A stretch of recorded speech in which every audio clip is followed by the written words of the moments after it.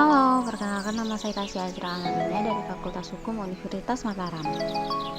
Pada kesempatan kali ini, saya akan menjelaskan sejarah ketatanegaraan periode 27 Desember 1949 sampai dengan 17 Agustus 1950. Sejarah ketatanegaraan sendiri terbagi menjadi 4 periode. Yang pertama 18 Agustus 1945 sampai dengan 27 Desember 1949. Yang kedua 27 Desember 1949 sampai dengan 17 Agustus 1950. Yang ketiga 17 Agustus 1950 sampai dengan 5 Juli 1959. Dan yang keempat 5 Juli 1959 sampai dengan sekarang.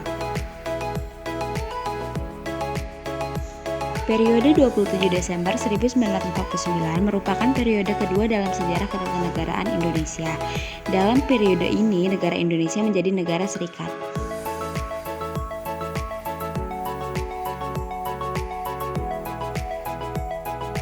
Latar belakang terbentuk RIS. Setelah Indonesia merdeka pada tanggal 17 Agustus 1945, Belanda masih ingin Indonesia. Belanda merasa masih mempunyai kekuasaan atas Indonesia dengan alasan yang pertama, ketentuan hukum internasional, dan yang kedua, perjanjian Potsdam.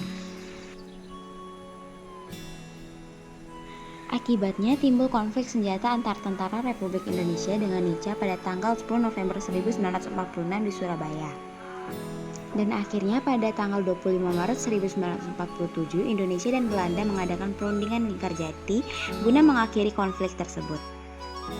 Isi perundingan Linggarjati yang pertama, Belanda mengakui RI berkuasa secara de facto. Yang kedua, Belanda dan Indonesia bekerja sama membentuk RIS. Pada tahun 1947 dan 1948, tentara Belanda melakukan agresi militer 1 dan 2. Tujuan dari agresi militer itu sendiri untuk menjajah kembali Indonesia. Agresi ini mendapat perhatian dunia sehingga PBB mengajak Indonesia dan Belanda untuk berunding di atas Rheinfeld pada tahun 1948. Pada tanggal 23 Agustus 1949, diadakannya konferensi meja bundar di Den Haag. Tujuan dari konferensi meja bundar sendiri adalah untuk menyelesaikan sengketa antara Indonesia dan Belanda, sekaligus memperoleh pengakuan kedaulatan Indonesia yang merdeka dan berdaulat. Konferensi meja bundar di Den Haag berakhir pada tanggal 2 November 1949. Perkembangan RIS dari tahun 1949 sampai 1950. Republik Indonesia Serikat atau RIS yang merdeka dan berdaulat adalah negara hukum demokratis yang berbentuk federal. RIS juga diakui oleh pemerintah federal bersama parlemen dan senat. Adapun beberapa pemberontakan yang terjadi selama RIS. Yang pertama ada pengacauan oleh Westerling di daerah Sumatera Utara, yang kedua pemberontakan yang dipimpin oleh Andi Aziz di Makassar, dan yang ketiga pemberontakan pimpinan Dr. Soemokil di Maluku Selatan. Akhir pemerintahan RIS. Pada tanggal 10 Februari 1950, DPR Negara Sumatera Selatan memutuskan untuk menyerahkan kekuasaannya pada Republik Indonesia.